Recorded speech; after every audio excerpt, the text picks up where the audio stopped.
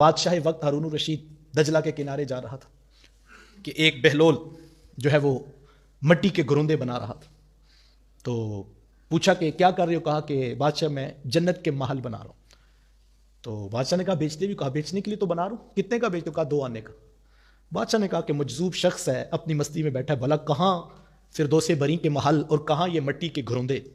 بادشاہ سنی انسنی کر کے کہ درویش اپنی مستی میں بیٹھا ہے. بادشاہ گزر گیا. 2-4 دن کے بعد ملکہ زبیدہ کا وہاں سے گزر ہوا تو دیکھا کہ ایک بہلول ہے جو اپنی مستی میں بیٹھا ہے اور مٹی کے گھر بناتا ہے. تو ملکہ نے پوچھا کہ بہلول کیا کر رہے ہو؟ کہا کہ میں جنت کے محل بنا رہا ہوں. کہا بیچتے بھی ہو؟ کہا بیچنے کے لیے تو بنا رہا ہوں. کہا کتنے روپے کا؟ کہا 2 آنے کا دوں گا. بادشاہوں کے لیے 2 آنے کیا قیمت؟ دل میں نہ جانے کیا خیال کیا تصور آیا، اس کو 2 آنے دے دی. کہا ایک میرے نام کا مجھے دے دو. تو اس نے وہ پیسے پکڑے اور پکڑ کر دجلہ کے اندر پھینک دی. میرے شیخ فرماتے ہیں کہ ولی اتنی دیر تک ولی نہیں بنتا جب تک اس کی نگاہ میں مٹی کا ڈیلا اور سونے کا ڈیلا برابر نہ ہو جائے.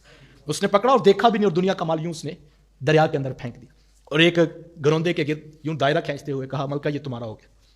ملکہ اس کو سلام کر کے واپس چلی گئی. رات بادشاہ سویا. بادشاہ صبح اٹھا تو اس نے ملکہ سے پوچھا کہ کل کوئی خاص نیک عمل تم نے کیا ہو؟ کہا نہیں، وہی روٹین کی نمازیں، وہی معاملات. کہا میں نے جنت میں تیرے نام کا محل دیکھا ہے اور جب میں داخل ہونے لگا تو مجھے روک دیا گیا کہ یہ تو ملکہ زبیدہ کا. اور میں نے کہا میری بیوی ہے.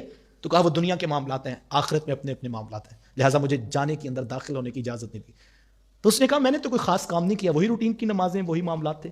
پھر کہنے لگے ہاں مجھے یاد آیا، کل میرا دجلہ کے کنارے سے گزر ہوا تھا، وہاں ایک درویش بیٹھا مٹی کے گروندے بنا رہا تھا. تو میں نے پوچھا کہ کیا کر رہے ہو؟ اس نے کہا میں جنت کے محل بنا رہا ہوں. تو میں نے اس سے ایک گھر خریدا تھا، ہو نہ ہو جو تم نے خواب میں جنت کا محل دیکھا ہے وہ اسی درویش کا دیا ہوا.